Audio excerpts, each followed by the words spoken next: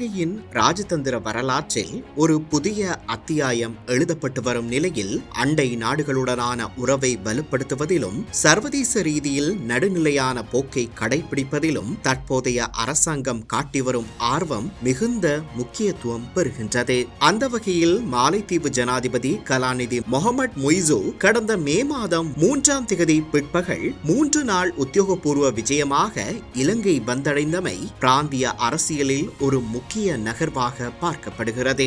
2023ஆம் ஆண்டில் பதவியேற்ற பின்னர் அவர் இலங்கைக்கு மேற்கொள்ளும் முதலாவது விஜயம் இது என்பதுடன் அவருடன் முதல் பெண்மணி சஜிதா முகமது, மாலைத்தீவு வெளிவிவகார அமைச்சர் மற்றும் பல உயர்மட்ட அதிகாரிகளும் வருகை தந்திருந்தனர். அவர்களை பிரதமர் தலைமையிலான இலங்கை பிரதிநிதிகள் விமான நிலையத்தில் வரவேற்றனர். இந்த விஜயத்தின் போது ஜனாதிபதி செயலகத்தில் இலங்கை ஜனாதிபதி அனுரகுமார திசாநாயக்க மற்றும் மாலைத்தீவு ஜனாதிபதி ஆகியோருக்கு இடையில் மிக முக்கியமான இருதரப்பு பேச்சுவார்த்தைகள் இடம்பெற்றன.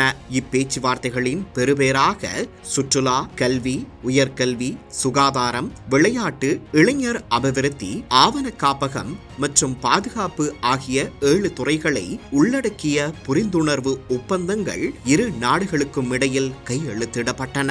குறிப்பாக கொழும்பில் மாலைத்தீவு தூதரக அலுவலகத்திற்காக இலங்கை காணி ஒதுக்கீடு செய்துள்ள அதேவேளை மாலைத்தீவிலும் இலங்கை தூதரகத்திற்காக காணி ஒதுக்கப்பட்டுள்ளமை இரு நாடுகளுக்கும் இடையிலான பரஸ்பர நம்பிக்கையை வெளிப்படுத்துகிறது.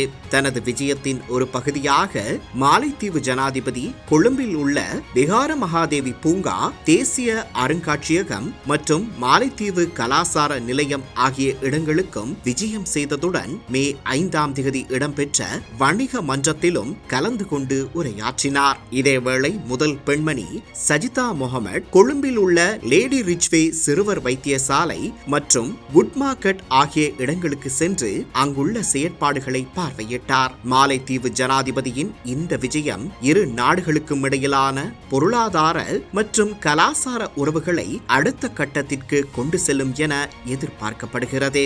இந்த ராஜதந்திர நகர்வுகளுக்கு இணையாக இலங்கையின் வெளியுறவு கொள்கையில் மற்றொரு வரலாற்று சிறப்புமிக்க முடிவாக பலஸ்தீனத்திற்கான முதலாவது தூதுவர் நிலை பிரதிநிதியாக முகமது ஃபவுசர் நியமிக்கப்பட்டுள்ளார். பலஸ்தீன ஒற்றுமை குழுவின் செயலாளராக நீண்டகாலமாக பணியாற்றிய அனுபவம் கொண்ட இவருக்கு பாராளுமன்ற உயர் அதிகாரிகள் பற்றிய குழு தனது அங்கீகாரத்தை வழங்கியிருந்தது. மே 4ஆம் தேதி வெளிவிவகார அமைச்சர் விஜித ஹேரத்தை சந்தித்த பின்னர் அவர் தனது கடமைகளை பொறுப்பேற்பதாக புறப்பட்டு சென்றார். இலங்கையின் ராஜதந்திர பயணமானது தற்போது ஒரு சமநிலையான மற்றும் சுயாதீனமான திசையை நோக்கி நகர்வதை இந்த நிகழ்வுகள் உறுதிப்படுத்துகின்றன.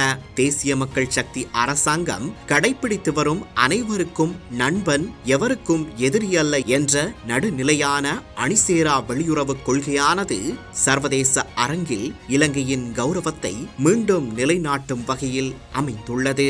குறிப்பாக மத்திய கிழக்கு நாடுகளில் சமமான தூதரக உறவுகளை பேணுவதிலும் பிராந்திய பாதுகாப்பை உறுதிப்படுத்துவதிலும் இலங்கை காட்டி வரும் ஆர்வம் பாராட்டுக்குரியது. பாதுகாப்பு துறை சார்ந்த சீர்திருத்தங்கள் மற்றும் நவீனமயமாக்கல் குறித்து கருத்து தெரிவித்த பாதுகாப்பு செயலாளர் air vice marshal Sampath Thuyacontha எந்த ஒரு தரப்பினருடனும் தேவையற்ற மோதல்களை ஏற்படுத்தாமல் தேசிய நலனை முன்னிலைப்படுத்தி ராஜதந்திர உறவுகள் கையாளப்படும் என தெளிவுபடுத்தியுள்ளார். இந்திய பெருங்கடல் பிராந்தியத்தின் பாதுகாப்பிலும் சர்வதேச வர்த்தக பாதைகளின் ஸ்திரத்தன்மையிலும் இலங்கை தொடர்ந்தும் தனது பங்களிப்பை வழங்கும் என்பதுடன் அணிசேரா கொள்கையின் அடிப்படையில் அனைத்து நாடுகளுடனும் நட்புறவை பேணுவதே அரசாங்கத்தின் பிரதான இலக்காகும். இத்தகைய ஆக்கப்பூர்வமான மற்றும் வெளிப்படையான ராஜதந்திர அணுகுமுறைகள் பொருளாதார நெருக்கடியிலிருந்து மீண்டு வரும் இலங்கைக்கு உலக நாடுகளின் ஆதரவை திரட்டுவதில் பெரும் உந்து சக்தியாக அமையும் என்பதில் ஐயமில்லை.